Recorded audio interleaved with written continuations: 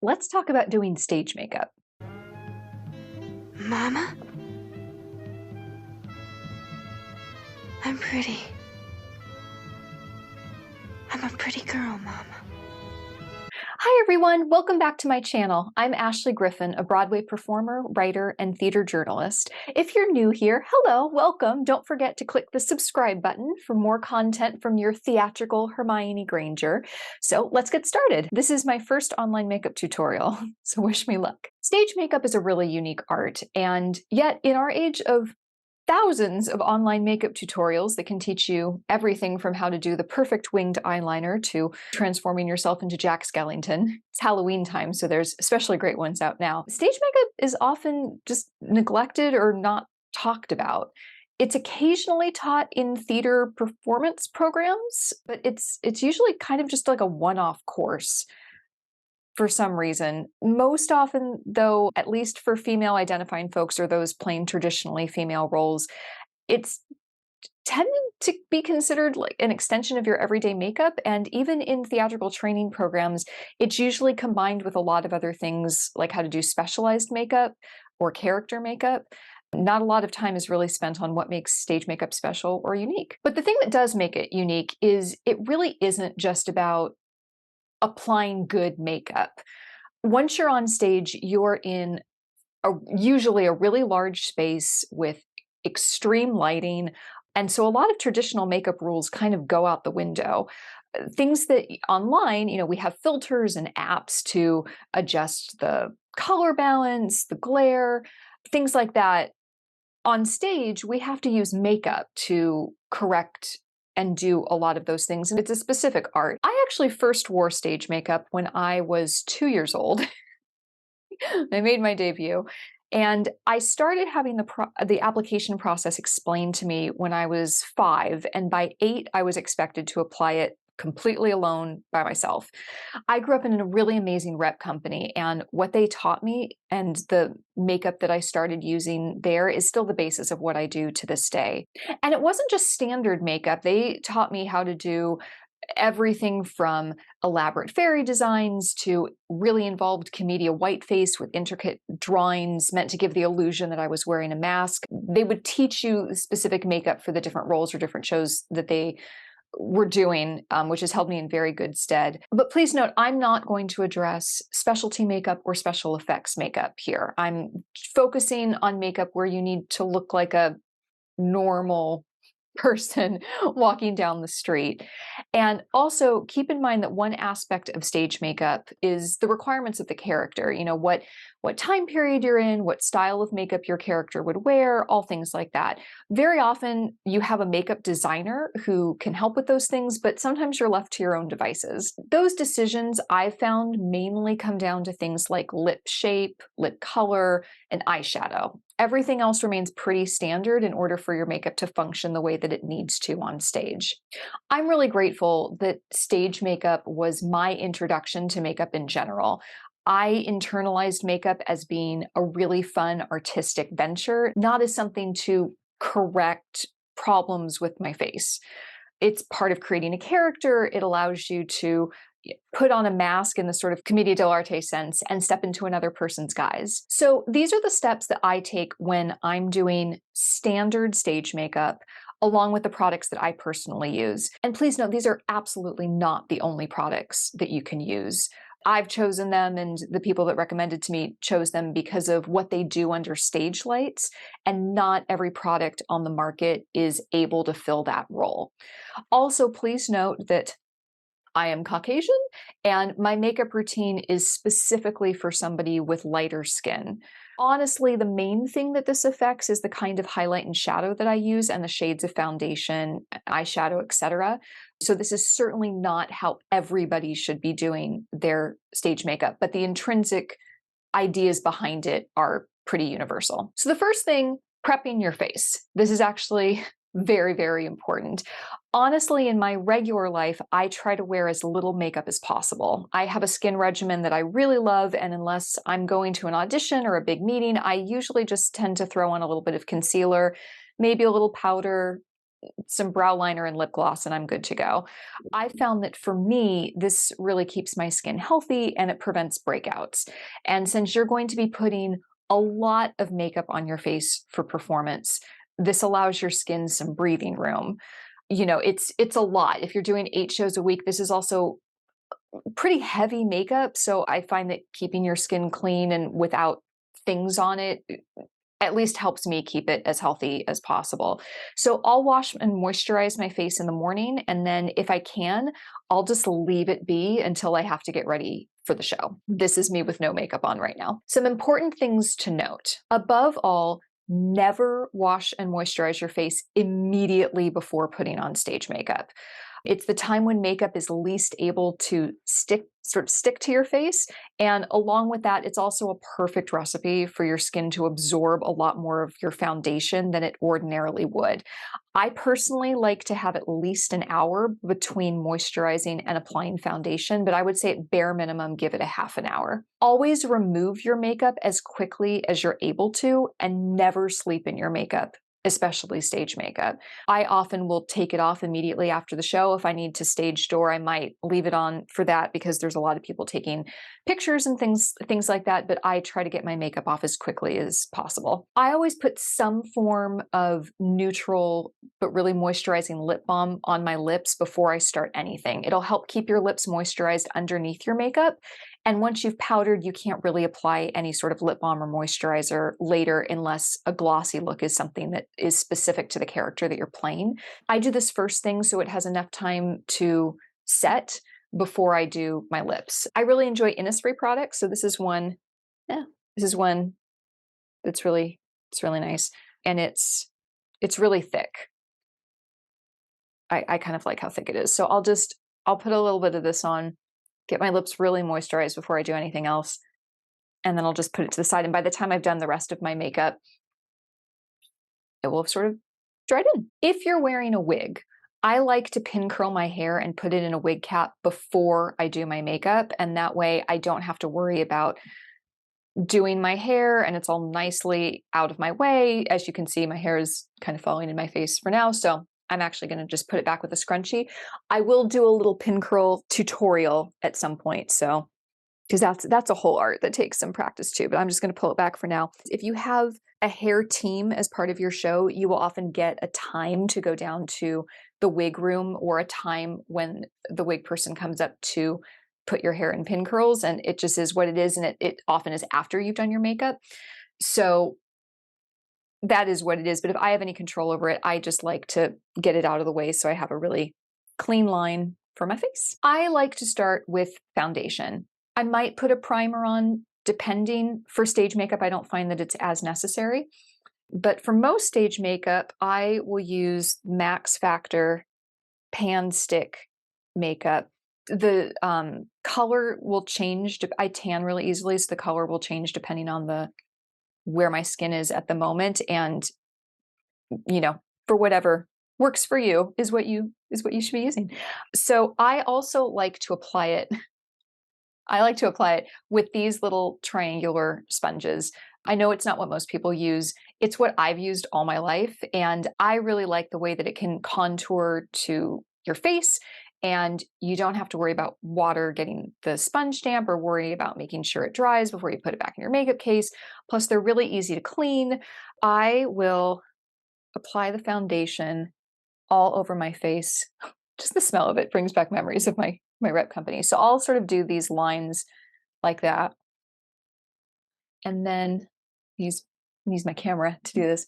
And then I just blend it in like this, make sure I really get under my eyes. I should be going this direction. Always go this direction under your eyes. And just blend it in to get as even a tone as you can. Make sure you really get it into your hairline. And also make sure you blend it into your neck a little bit, because what you don't want is a line where your makeup ends. And I also get it into my ears a little bit. So you just sort of want it to look kind of naturally blended in. If you have any blemishes, I might start with concealer on specific areas, or use a little bit more foundation on those areas if they're needed. And as you can see, this is a pretty thick, that's a pretty thick foundation. So the purpose of this foundation is to make sure that your skin looks at like a natural color when you're under the lights. If you don't have a really serious foundation on, you'll just get washed out. So, and like I said, it can also function as a primer, which is why I don't really use a primer underneath my stage makeup. So next I do what I term highlight and shadow. And the purpose of highlight and shadow, especially on stage, is to literally rebuild your bone structure from the ground up. So you've just covered your skin with foundation that can be read under the lights, and now you need to make sure that the bone structure of your face is just as clear under those lights as it is in real life. So traditionally for highlight, I use, this is obviously an older one, 𝐬𝐝𝐫𝐠𝐞𝐿 in TV white. And this is specific to being a Caucasian person, but within being a Caucasian person, the color is not specific to my skin. This is a specific color for Caucasian skin that under the lights will recreate contours of your bone structure. So what I do with the highlight is it just looks like that. And I put a little bit on my finger. See, you can see it's really, really white. And I start by finding my cheekbones and just going down in a little line. I've never done this with a camera and not a mirror. It looks a little different.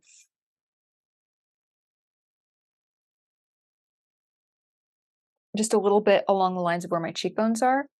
And then trying to see this as I do it. And then I just use my finger and make sure you want to pat, you don't want to streak. So I pat it in all up and down my cheekbone right there. Make sure I really blend it in. And then you do a little bit right down the bridge of your nose.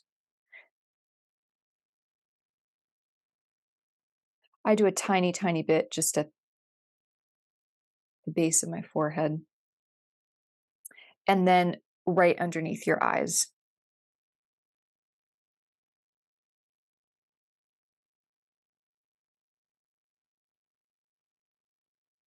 And as you can see, this is obviously creating a more intense makeup look than you would want necessarily walking around on the street, but works well under the lights. And the other element of highlight is it's the makeup equivalent of doing white balance when you're editing photos. If you're editing a photo and you use the white balance thing to sort of color correct, this is doing it sort of in real life. It helps the human eye read all the other colors on your face more accurately. I always start with the highlight because it's the lighter color. You always want to start with the lighter color. And it also helps me define where the shadow is going to go. For shadow, honestly, I've used a myriad of different products. There have been times when I've just honestly used an eyebrow pencil when I just want something very, very small and subtle.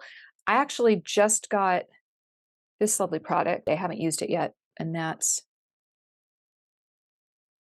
let's see if I can show. This is the Gel Sculpt in Silhouette. You can't really go wrong with companies like Max Factor and 𝐬𝐝𝐫𝐠𝐞𝐭. They're specifically makeup.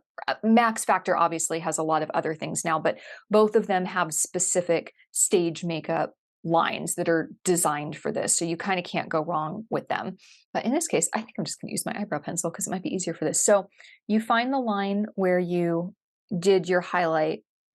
You can hold your cheeks in a little bit, but literally right under there. So you're literally providing the shadow from your cheekbone. You just want to do a little line and then another little line. And again, use your finger to blend just in that line. Don't go this way and don't rub. You just want to pat it in. And you don't want it to look like a line on your face, but it's a little defined, that's fine. You're blending, again, keep in mind, you're blending it for the stage. You're not blending it to go walk on the street. So I do that. And then you can sort of naturally see that there's shine on my nose there, and there's a little bit of shading there. So you want to accentuate that a little bit. Just do a little line down each side of your nose. I have a little bit of a longer nose, so this is something specific to me. I also do a little line going straight out that way, and it helps make my nose look a little rounder, which you don't have to do, but especially if I'm just going for more of a neutral sort of thing, I might do that because features tend to get a little heightened when you're on stage. Just blend it out a little bit. There you go. Yep. And then this is also the point where I just assess if I have any blemishes, if I have dark circles under my eyes, I will probably add a little more foundation to those specific areas.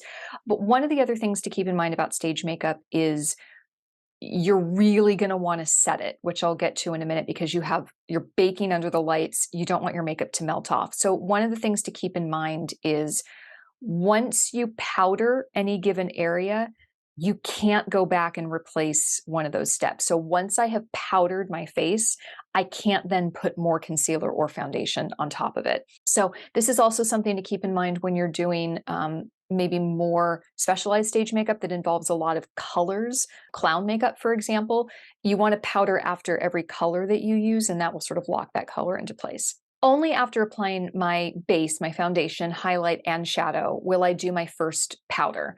Powder is really, really important for stage makeup. I like to use the, oh gosh, how do you pronounce it? 𝐃𝐨𝐧'𝐭 Airspun face powder. Comes in these containers. Looks like this on the back. Got to be really careful because this is loose powder. I'm going to see if I can show you this. See if I can show it. Yeah, it looks like that. Yeah, and it's getting all over. See the powder go flying. It can be a little bit messy, but there's a reason that you want to use this kind of powder. I like this kind of powder, because it's loose. It really gets into all the crevices and pores. But the other thing to really keep in mind that differs from regular makeup is you want to use a translucent powder. A translucent powder means that it literally goes on sheer, whereas like this is a powder that I use in my normal life. I use the MAC Studio, which looks more, like a compact, but this has a tint to it. And you've already put your color on with your foundation. So you're also going to be using the same powder to be powdering your eyeshadow and your lips and everything. So you want it to be translucent so that the color that's underneath it comes out. For these purposes, because this powder might get all over the room, I'm going to use this for now. So powder is meant to prevent glare from the lights and also help lock everything into place. I powder everything except for my eyelids. Don't powder your eyelids yet because we haven't done our eyeshadow yet, but I'm going to do everything else. Make sure you get a lot of powder underneath your eyes. It's just a general good thing. A lot of people I know in regular everyday makeup, and again, make sure you get down into your neck, like to do eyeshadow first before they do foundation. I've always been taught to do it this way because you want to powder at every step, and you can also use your foundation as a primer for your eyeshadow, which you need to use the foundation instead of maybe some other more shimmery primers. So now I move on to my eyes, and the fact that I haven't powdered them means that the raw foundation I applied, like I said, can also serve as primer, and it helps the eye makeup stick to my eye, which is the point of a primer. When I'm really going for a totally neutral look, I stick with a light brown beige color, maybe a slightly darker brown, and maybe a matte white. I have hazel eyes, which pop a little bit more when contrasted with purple hues. So I've found some colors that work well for me that I would say are on the sort of neutral, maybe brown spectrum, but have a little hint of some purples in them. But eyeshadow is one of the places that you can have fun with the character, and this is I have a lot of different palettes, and I like to sort of customize my eye makeup based on who the character is. But sort of my general neutral go-to that I like to use is I have this little palette that is Lancome. Should know this. This was a sample one, but it's lasted me a long time. But this is Lancome. I believe it's number 100 Taupe Craze. And it has these little colors in it. And there is a little shine to some of these, so I'm very careful with them, and I tend to just use the matte ones, maybe a little bit of that one, depending on my needs. You can also use this one down here for eyeliner or brow liner if you need it.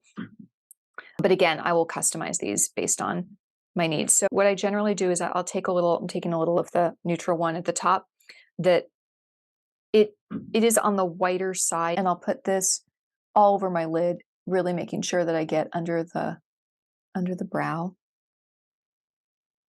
I remember when I was little and I was first doing this, it would take me like a full hour of really being very careful to get my makeup right. And then the adults in the company would go do it really fast, and like 10 minutes later, they'd be done. And then I take a little bit of the darker brown in the middle, and I go right in the lid there. And then I'll go in the crease a little bit, blend it out. I like to connect it to my, just blend it out a little bit there, connect it to my eyebrow a little bit. The same thing on this side.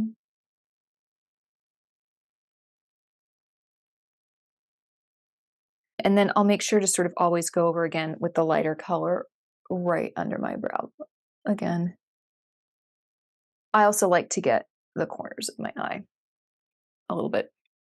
One other just fun little hack, depending on the character that you're playing, if you want the whites of your eyes to pop and make your eyes look bigger, so if you're going for sort of like an innocent sort of Disney princess look, you can use a white eyeliner right at the waterline and going a little bit straight out from your eye.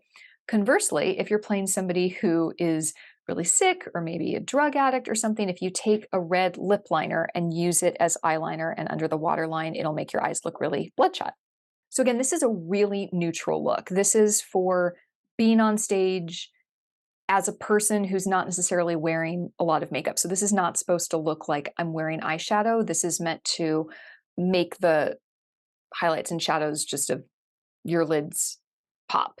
If you're playing a character, this is where one of the places you have the most freedom. If you're playing a character who is wearing a lot of makeup or various different things, this is when you can start to have more fun and make it more defined. But this is literally a look for, I'm on stage, but I'm not really wearing any makeup. So the next thing that I do is my brows.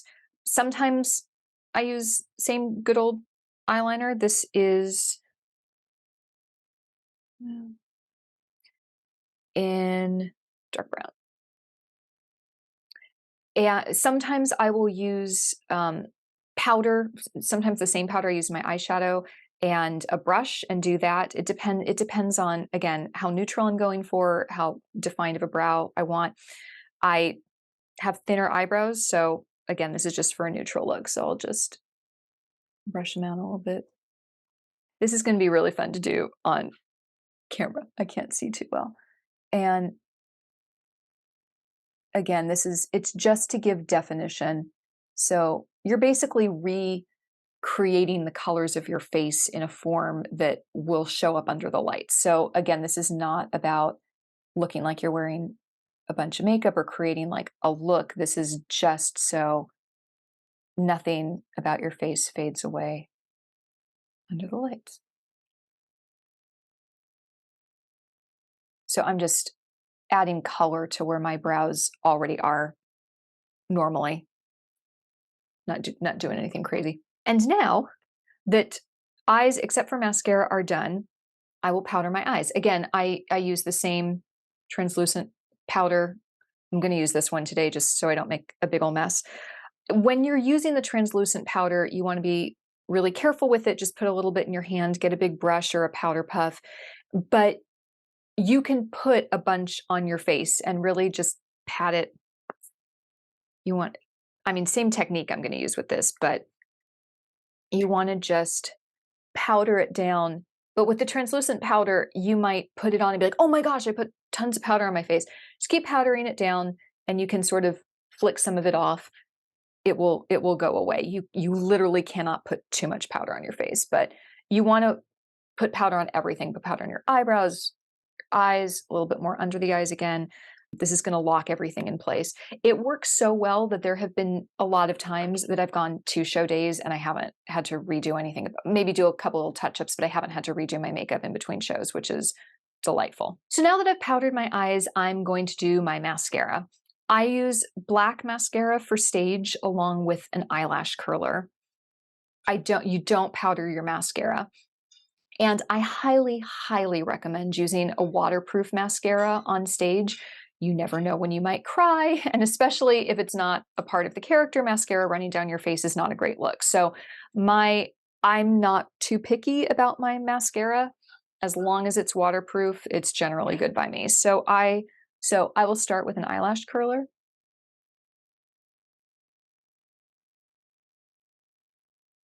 And then I will do my mascara. And a little trick that I actually learned on set is if you start at the bottom and you roll, I don't know if you can see what I'm doing, I'm rolling like this. If you roll and kind of move back and forth as you go up, it stays on well. You want to be a little careful when you're pushing up that you don't get mascara on your lid. This is one of the places that the powder can be helpful. It's not going to stick too much after the powder's on, and you can always just blend it out again. Make sure that you get the outer corners of your lashes and the inner corners too, and then down at the bottom. You can go more intense than you normally would again during your real life. And same thing, you're gonna go on this side. I should just not look at anything. I've gotten good at having to do my makeup without a mirror. I've done it on the subway, I've done it in the car, I've done it in random rooms where there's not a mirror. There. Big eyes. And then I'll go back and use the eyelash curler one more time for good measure. So now I move on to blush. Powders can always go on top of other powders, but creams and stuff you don't ever want to put on a powder. So blush after powder is fine. Eyeshadow is a little different because putting it straight on the foundation helps it stick a little bit more, but blush powder over powder is fine. You want something that just sort of naturally adds a really subtle glow to your face, because this is just adding the color back in. You want something that just naturally adds a subtle glow to your face, because this is adding the color back in, not something that's instantly recognizable as blush, again, unless you are playing a character that is deliberately wearing a lot of blush. I like Bare Minerals. I'll use something like this, which is called Beauty. And if you can see the color, it's a powder, so it's a little pinker. So if I want something that's a little pinker, a little rosier, I'll use that. And then this one, which is Thistle. You can see this one is a little more neutral and a little darker. So I'll go with this one for now. Also be careful when opening things that are a lot of loose powder. And if you have something like this, don't just like stick your powder brush into there. You can knock a tiny bit onto your hand or a tiny little bit into the cap, and then you can be selective. So I'm just going to use what's in the cap. You can get more if you need. And I start by going along where I did my shadow before. Just a little bit in the line. Down. And then I put a little bit in the apple of my cheek. And then you want to put a little dab on your chin, a little dab under your nose, and then a tiny bit on your forehead. And again, that's just to add the color back in to your face. So finally, I do my lips. And by now, I didn't use all the loose powder, but by now your lips, well, you shouldn't be getting powder on your lips yet, but your lips will look very washed out in comparison to all this by this point. This is definitely very character dependent, but err on the side of something neutral. This is not necessarily the time to bust out your favorite shade. It's not about that. It's about what's going to look good under the lights. In general, go lighter with the goal of just giving a little definition and light color to your lips, not to make it look like you're wearing lipstick. Again, this is very character dependent. But that being said, you know what colors work for you better than anyone. So keeping all that in mind, going lighter, going more neutral, pick something that's going to work well for you. I tend to go with something with a little berry in it. And actually, the color lipstick that I used for a really long time got discontinued. And I found that the wonderful Sophia Nygaard has had this line through ColourPop. And this is her Berry Me in lipsticks, which came about from a YouTube video she did where she melted, I think, every lipstick in Sephora together to find the most neutral or average shade. Works really well for me. So I will use this. The other thing I've discovered that I've been really enjoying is Givenchy came out with this amazing lipstick, number 16 Noir, and it looks black, but when you put it on, it customizes to the best shade for you. So it looks different on everybody. I've been really enjoying this. So I'll use a little bit of this for now. You can also, if you want to go really neutral, you can use a brown shade. If you're going for certain things, you can go really red, but something like this is nice. So right now I'm just using it to the normal lines of my lips. If you're doing a period piece, if you're in the 20s or the 40s, you can get a lip brush and really draw on the exact shape that you want. If you're doing something a little broader, you can overdraw a little bit. But keep in mind, I'm not going to do this now again because it's a lot. Now you want to powder over it. So you take your powder puff, you put it in your translucent powder, and you powder right on your lips. You want to purse them out a little bit too, get in the inside as well. It's going to be covered with powder. You can brush it off a little bit and it's going to go matte, but it's going to stay. And this is also especially important if you're doing a show where you have to eat anything on stage, you have to kiss anybody on stage, anything where makeup might come off on something or someone, the powder is a lifesaver. So make sure you really, really powder. If I know that this makeup is going to need to stay in place for a really long time, I will probably also use a setting spray. They're great. I personally prefer the MAC setting spray. I love it. But keep in mind, a setting spray will take the matte look away from your face. It's not great for under the lights. It'll give you a little bit of a shine. So honestly, what I do is if I use a setting spray, I will use a setting spray and then I will take this again and repowder my whole face. And between both of those, your makeup's not going anywhere. Now, with all that being said, this process can change a little bit depending on what venue you're in. If you're in a smaller venue, you can get away with sticking more closely to your normal makeup routine. For example, this is a foundation that I use a little bit more in normal life. It's a little thinner. I use it a lot. It's wearing away. This is a liquid foundation. It's a little lighter. Just pour it. But if you're in a smaller venue, you can get away with sticking a little bit closer to your normal makeup routine since the audience will be closer and the lights won't be so intense. But keep in mind, all the basic steps of this still need to be adhered to because you're still under intense light. So you still want to do highlight, you still want to do shadow. And again, those specific ways. The highlight is not for shine or for illumination. It's literally just in a matte way recreate your bone structure. And I have to say, for me, ironically, one of the most liberating makeup experiences that I've ever had on stage was when I played Hamlet. And the concept of our production was that Hamlet was a woman who'd been raised as a man for succession purposes. So I asked all the men in the cast what they normally do for their stage makeup. I've seen a myriad of things, and a lot of times men do full stage makeup as well, for the basic fact that all human beings will get washed out under stage lights and need the basic structure of your face recreated so it holds up. So everybody needs stage makeup to some degree. However, for certain venues, a lot of the guys said that for bigger venues, they do exactly what I did, maybe sans some things. They might not use as much lipstick or eyeshadow, for example. But for a smaller space, a lot of times they wouldn't wear anything at all. Or they might just use a little powder or something very bare. And so my makeup design for the show ended up being a tiny bit of concealer. Only if I had like, a blemish that I really was like, I really need to cover this.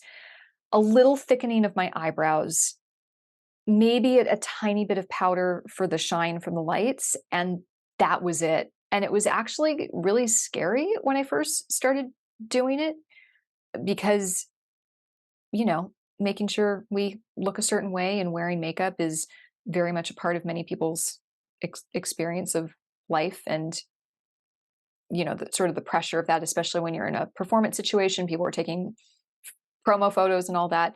But ultimately, and it ended up being incredibly liberating. So if that opportunity ever presents itself, even just walking around normally, I highly recommend it. It's also really good for your skin. So in essence, this is the finished look, and probably doesn't look as intense on camera as it would if you were with me in person, but this is basically what it is. So thank you so much for watching. If you have any questions or comments or thoughts, leave a comment below. Make sure you subscribe, and I'll see you soon.